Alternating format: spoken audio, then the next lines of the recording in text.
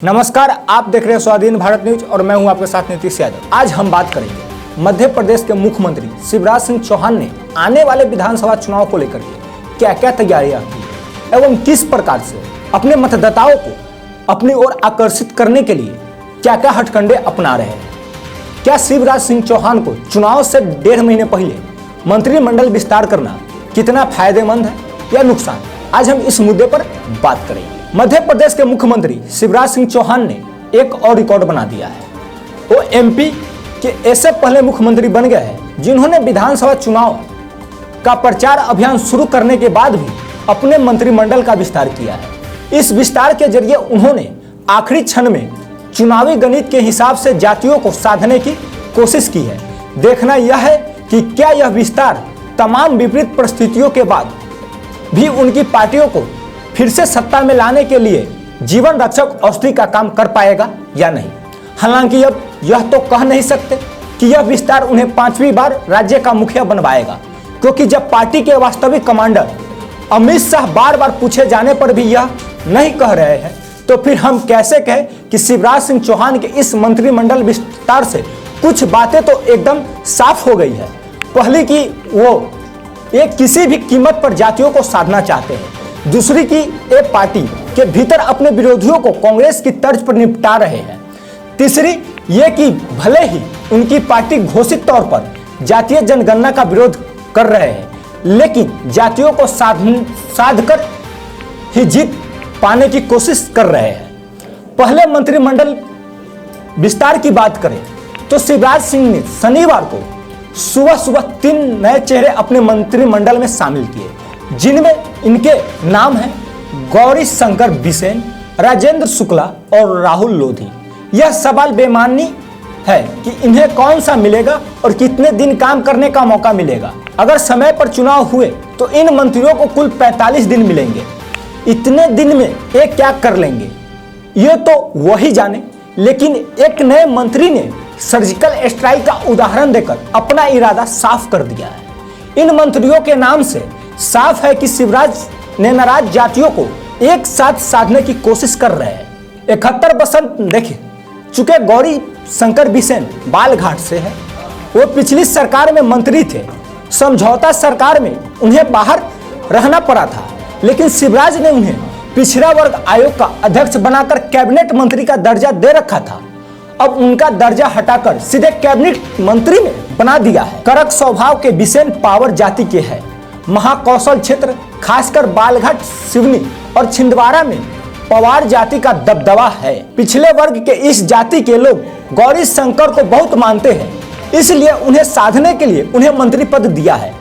कहा यह भी जा रहा है कि छिंदवाड़ा में कमलनाथ को घेरने के लिए और पार्टी के भीतर केंद्रीय मंत्री प्रहलाद पटेल को किनारे पर रखने के लिए बिसेन को सरकार में नाइट्स बैट्समैन बनाया गया है। रीवा के राजेंद्र शुक्ला शिवराज के करीबी माने जाते हैं। मार्च 2020 में कोटे की कमी की वजह से वो उन्हें मंत्री नहीं बना पाए थे। वो बनाते तो अब भी नहीं, लेकिन सीधी एक आदिवासी पेशाब कांड ने उन्हें 1.5 महीने का मंत्री बनवा दिया है। पेशाब कांड के बाद सरकार ने जो सख्ती आरोपी पर की थी, उससे पूरे विंध्य क्षेत्र में ब्राह्मण नाखुश है। इसके अलावा एक गिरीश गौतम को छोड़कर किसी ब्राह्मण विधायक को मंत्रिमंडल में जगह नहीं मिली थी। अतः पार्टी के भीतर और बाहर खासी नाराजगी है।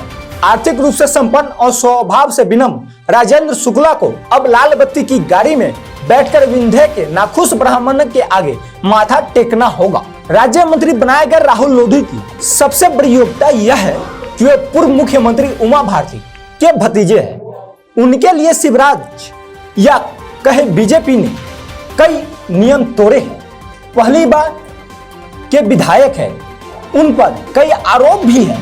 अपनी पत्नी को जिला पंचायत अध्यक्ष चुनवाने के समय वो काफी चर्चा में रहे थे। राहुल कम समय में सर्जिकल स्ट्राइक भी करना चाहते, लेकिन उनकी बुआ के दबदबे और लोधी समाज के वोट को अपने पाले में करने के लिए शिवराज सिंह उन्हें 11वां खिलाड़ी बना लिया है। सब जानते हैं कि उमा भारती पिछले कई साल से शिवराज सरकार को कटघरे में खड़ा करती आ रही है। उन्होंने शराबबंदी आंदोलन चलाया, शराब की दुकानों पर पत्थर फेंके, गोरक्षा का मुद्दा उठाया, प्रदेश के अस्पताल और स्कूल की दुर्दशा की बात की, बीजेपी के नेतृत्व को भी पता है कि प्रदेश में लोधी मतदाता करीब 30 सीट पर निर्णायक भूमिका में है।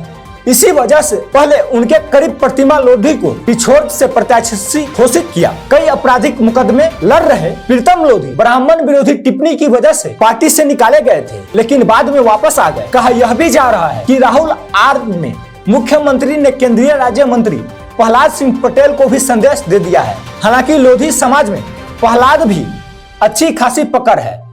मंत्री पद के दावेदार उनके छोटे भाई जालाम सिंह पटेल लोधी समाज के प्रदेश अध्यक्ष भी है, लेकिन जालाम की बजाय राहुल को मंत्री बनाकर शिवराज ने अपनी प्राथमिकता साफ कर दी है। एक बात बहुत खास है, शिवराज ने दलित और आदिवासी वर्ग से कई नया मंत्री नहीं बनाया, जबकि कई वरिष्ठ नेता इंतजार में थे। करीब 100 विधानसभा सीट पर दलित और आदिवासी मतदाता अपना मनचाहा प्रत्याशी चुन सकते हैं। उनकी अनदेखी पर सबको आश्चर्य हो रहा है। ऐसा नहीं है कि शिवराज सिंह ने जाति को साधने का काम पहली बार किया है। 17 साल से ज्यादा समय से राज्य के मुख्यमंत्री की कुर्सी संभालने वाले इन नेताओं ने पिछले कुछ महीनों में पूरे प्रदेश में जातियों को साधने का काम किया है। उन्होंने जाति को खुश करने के लिए उनके लिए सरकारी बोर्ड बनाए, उनके नेताओं को मंत्री दर्जे दिए, उनके देवताओं के लिए लोक बनाए के ऐलान किए। यही नहीं, उन्होंने राजपूत की करनी सेना द्वारा भोपाल की सड़कों पर उन्हें गाली दिए जाने को भी अनदेखा कर दिया। वे दुखी हुए, अपनी स्वर्गीय मां की दुहाई भी दिए, लेकिन फिर भी गाली देने वालों को माफ कर दिया। भोपाल में पद्मावती की मूर्ति भी लगाई गई और महाराणा प्रताप लोक बनाने का ऐलान भी हो गया। अब तक के लिए इतना ही, दीजिए हमें इजाजत। और भी ऐसे बड़ी खबरों को देखने के लिए हमारे YouTube चैनल, Facebook पेज को लाइक एवं सब्सक्राइब करना ना भूलें। धन्यवाद।